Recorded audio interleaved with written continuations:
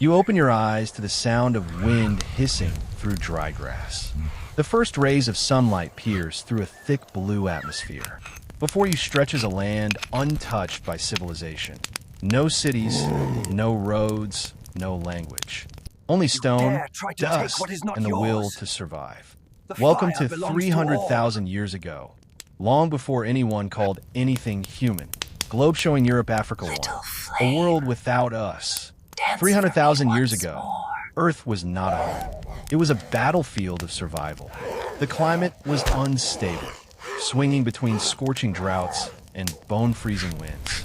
Thunderstorms raged like wild animals, and entire valleys disappeared under migrating sand. Yet here, in the arid heartlands of East Africa, something was stirring. It wasn't Homo sapiens. Not yet. It was Homo heidelbergensis, our evolutionary cousins. Neither ape nor modern man. They walked upright, carried stone tools, and lived in small tribal units. They didn't speak languages or build fire as we do.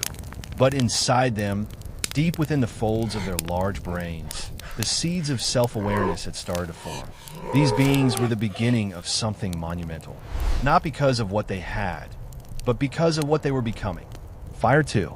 Fireless nights, and the fear that shaped us. A group of 12 humans is moving silently through a dry riverbed. A mother clutches her child close. The wind is dry and sharp. The earth beneath them is cracked like the skin of old trees. At the front, a large male carries a spear-like stick, its end charred from fire. Behind him, a teenage boy studies his every move. There are no words between them, only looks, gestures, a shared silence passed down like ritual. Then a sound. A low, bone-vibrating growl cuts through the dusk. The roar of a saber-toothed lion. The group freezes instantly. No panic, no screams, only stillness and eyes scanning the tree line. They don't flee. They calculate. The leader picks up a flat rock and gestures toward a small bluff. They ascend quickly, using elevation to their advantage. They've done this before. They've learned. Each one knows what to do, not by command, but through inherited survival behavior. Hammeran pick 3. The first tool, the first spark of thought. Elsewhere, on a sun-drenched slope, two members of another band sit side by side. One is male, the other female. Between them are stones, sharp, rough, and old. With clumsy but deliberate hands, they strike rock against rock. Flakes scatter. Then, a shard splits off. Razor thin, sharp as obsidian. The female holds it up. It glints. Together, they shape it, over and over. A rhythm forms. Strike, chip, test, strike again. Eventually, they craft something useful. It has no name, but it cuts flesh. It shapes wood. It marks the beginning of human intention. This is not instinct. This is design. The most incredible moment, however, is not the tool itself. It's when the child watching nearby mimics the motion. He picks up his own stones, strikes, misses, tries again. The mother doesn't stop him. She guides him.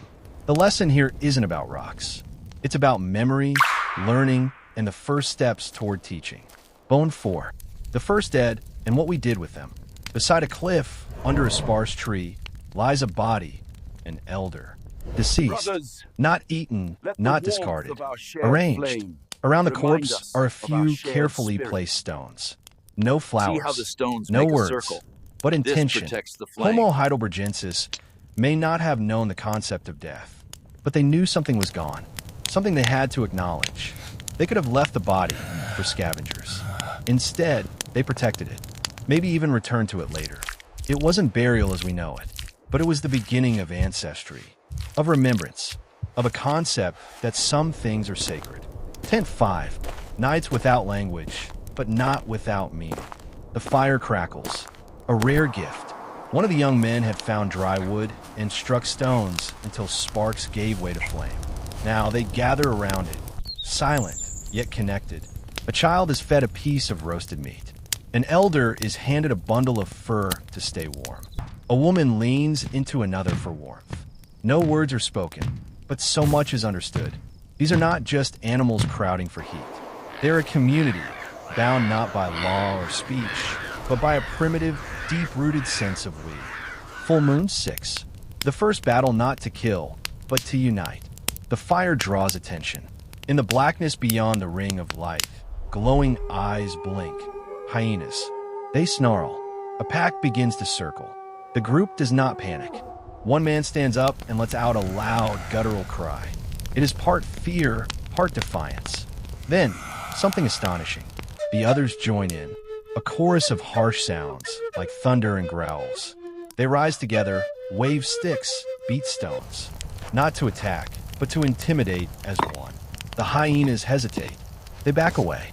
The humans survive. Not with strength, not with weapons, but with coordination and the birth of something entirely new, collective identity. The fire didn't last. A gust of wind, damp wood, and just like that, it died. But something deeper had been lit. Not the flame itself, but the obsession with it. They had seen its power, its warmth, its light, its ability to keep beasts at bay. And now they wanted it. Fire was no longer just nature. It became something else. A goal, a right, a turning point in the evolution of the soul. Fire won, fire lost, and the fire that stayed inside. Dawn arrived with ashes. The night fire had flickered and died, and the cold was unrelenting. The tribe stirred beneath animal hides, shivering. Children whimpered. No one blamed anyone. But in every face was the same tension. Get back. And so, a small group was chosen. For males, 2 females. The strongest, the cleverest, and one boy. Young, but with the brightest eyes. They would go, seek the lightning, search the caves, follow the trails of heat, find fire, steal it if they must. They walked for hours through forests and ravines, their bare feet silent on the earth. Eventually they saw it. Far across a gorge, another tribe. Fire flickering, sparks floating into the wind like ghosts. They stopped. This was the first time they had seen others. Not beasts, not predators, but them and not them. Crossed towards 2. First contact. Not war, not peace. The watching group crouched in the brush, their eyes glued to the flame. The other tribe, 3 men, 2 women, moved about it with ease. They added wood, cooked meat, even danced in strange patterns. They seemed to own the fire. One of the scouts, an older male, signaled silently. Wait until night. But the boy, he couldn't wait. He stepped forward. The fire tribe saw him. Froze. One of them grabbed a stone-tipped spear. Another stood with a flaming branch raised like a sword. The boy raised his hands, open, palms out. He dropped his tools, took a step closer, and then he knelt. It was not submission. It was acknowledgement. A silent language before language existed. I know what you have. I respect it. A long pause. Then, the fire-bearer lowered his torch. Slowly, carefully, he stepped forward. The boy stood. They locked eyes. And in that silent exchange, something happened. Not a battle, not an alliance, but recognition. 3. The gift of flame and the weight of it. The boy returned with fire, held in a burning stick wrapped with dried bark, guarded like a sacred thing. When he entered the home valley, the tribe gathered, not rushing him, but circling in reverent silence. He set it down, fed it twigs. It flared. One of the elders crouched beside it and touched her forehead to the ground. This wasn't just fuel. This was power. And now it was theirs. They used it to cook, to warm, to protect, but also to transform. Stone blades sharpened in fire, bones hardened for weapons, skins cured longer, foods preserved, life changed. But with fire came questions. Who controls it? Who guards it? Can it be taken away? Brain 4. Symbols in the dirt. The first thoughts about ours. One evening, after a long day of foraging, the tribe sat in a half circle near the flame. The young boy, the firebringer, picked up a stick. He poked at the dirt and drew a spiral. Then a line. Then a circle. He didn't know why. No one told him to stop. Another child joined him, drew a tree, then a sun. Then the elder woman, stoic and quiet, took her own stick. She drew 3 dots, then a 4th off to the side. A handprint next to it. The others looked. They didn't speak, but they felt. The dots were the dead. The handprint was her hand. The drawings weren't decorations. They were memory. See And that how the night, stones a make new a thing circle? was born. This Not protects fire, the flame. not tools, but meaning. Wolf faced 5, the animal that stayed and why it mattered. Weeks later, during a hunting expedition, the tribe encountered a wounded pup, a wild dog with a broken leg, snarling but helpless. Normally, they'd leave it, but the boy knelt again, offered a piece of charred meat. The dog snarled, then licked. They took it back. It limped near the edge of camp for days, wary. But it didn't leave. It ate scraps. It barked at hyenas. It stayed. And then one night, it howled, a long, echoing sound into the hills. One by one, the humans looked at each other. It wasn't a threat. It wasn't pain. It was communication. And soon, others joined it. The first domesticated animal didn't come from cages or training.